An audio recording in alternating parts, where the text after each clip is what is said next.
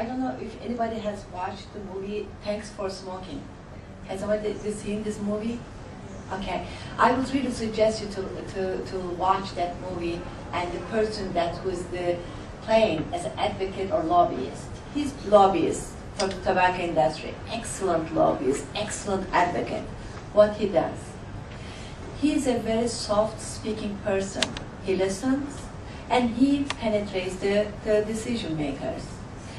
And as a result, he never raises his voice. He's so pleasant to be around.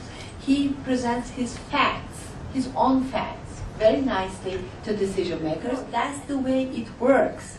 As an advocate, if you go to the government official, which happened to me, I take some of my advocate colleagues, and their attitude was like this: we want you to increase taxes to X amount. If you are not going to do it, we are going to display you in the public. Nobody is going to vote your...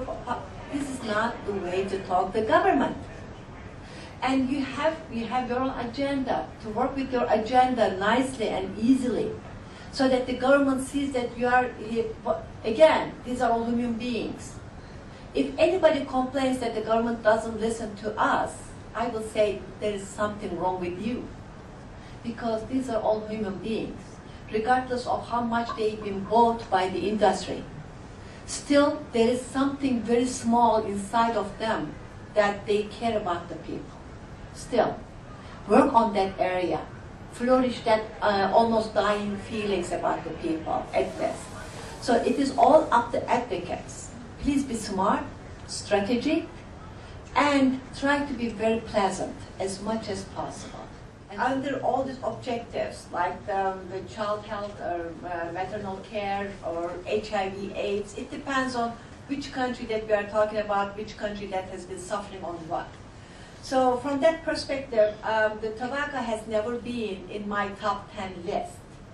If I'm coming from the low-income countries, if I put the tobacco on my top 10 list, there are ways that there's a Paris Club, for example. I can take this tobacco control to Paris Club because they are saying, what is your top 10 list and what do you need, so that we can budget it, we can make sure that you are successful in these areas.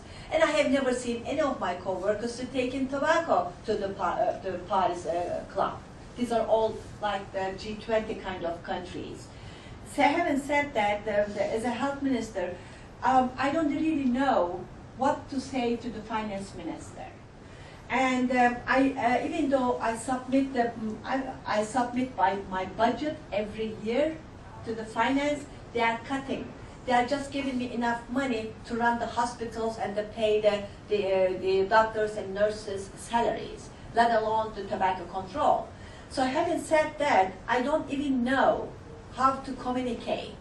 And health minister says that the people are dying and that we need to spend this money here and there. But I don't see any program. I don't see any outcome. I don't see anything. They are just asking. So from that perspective, and then advocates come and say, increase the taxes. Okay, I'll increase the taxes, but I don't work alone. Number one, when the tax has to be increased, I work with the Minister of Economy. If I increase the taxes, they are watching whether the inflation has increased or not. The last time I increased my taxes, it lasted a month. Because the Minister of Economy estimated that inflation is going to come to 2.5% more. And Prime Minister got very angry. Do you think that I will increase the taxes again? No. So from that perspective, tobacco industry is pressured on what? Everybody has that pressure. It depends on the government. As a Minister of Finance, the tobacco industry pressure is that they are threatening me. They are threatening me that if I increase the taxes, they are not going to pay the revenues. And the last 2 years back, they did not. I lost revenue. And the tobacco industry says if I increase my taxes, they may take their factories to another country. I can't afford to lose that. Do you have any response on this?